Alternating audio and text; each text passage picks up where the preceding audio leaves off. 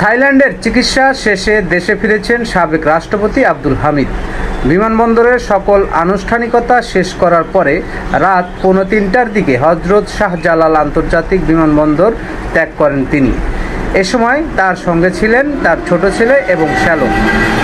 তার দেশে ফেরা নিশ্চিত করেছেন হজরত শাহজালাল আন্তর্জাতিক বিমানবন্দরের নির্বাহী পরিচালক।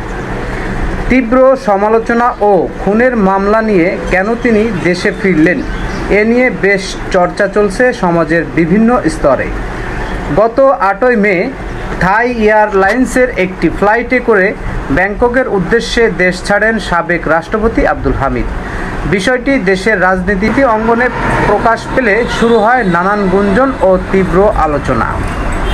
সাবেক রাষ্ট্রপতি আব্দুল হামিদ গ্রেপ্তার ইস্যুতে যা জানালো স্বরাষ্ট্র উপদেষ্টা, তিনি বলেন, একজন নির্দোষ লোককে কেন আমি সাজা দিব? এ পর্যন্ত আমি কোনো বড় ধরনের রিপোর্ট পাইনি। হবে না, তারা আমরা অবশ্যই আইনের আওতায় নিয়ে আসবো। এটা তো আপনারই আমাকে রিকোয়েস্ট করছেন, আপনারই বলেন নাই ভাই, হাসতেছেন তো, বলেন আপনারই বলছেন, আপনার কথাই তো আমি রাখতেছি যে তারা ওইভাবে প্রমাণিত না হলে তারা আমি কেন একটা নির্দোষ লোকের কেন তো আমি সাজা দেবো? একটা নির্দোষ লোকের আমি কেন সাজা দেবো?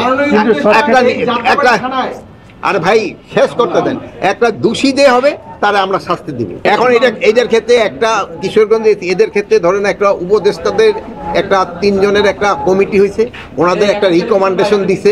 ওই রিকমেন্ডেশনটা পাওয়ার পরে ওনাদের যদি দোষী হয় ওনাদের ব্যবস্থা না হবে, যদি দোষী না হয় ওনাদের আবার যার জায়গায় ফেরত হবে।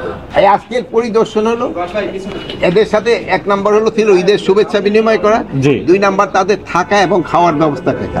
আপনার আমি খাওয়ার এখানে একটুখানি আমার কাছে মনে হলো যে এরা বললো যে দুপুরের যে মেনু রাত্রে একই মেনু বা 2 ধরনের রেট। এই জন্য আমি তাদের বলছি একটা ইনভেস্টিগেশন করে একই রেট হয়।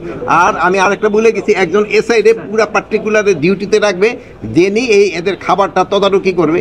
আর একটা হলো আরেকজন এসআই নিয়োগ দিবে, যিনি তাদের থাকার ব্যবস্থাটা তদারকি করবে, যেন সবাই এখানে যেহেতু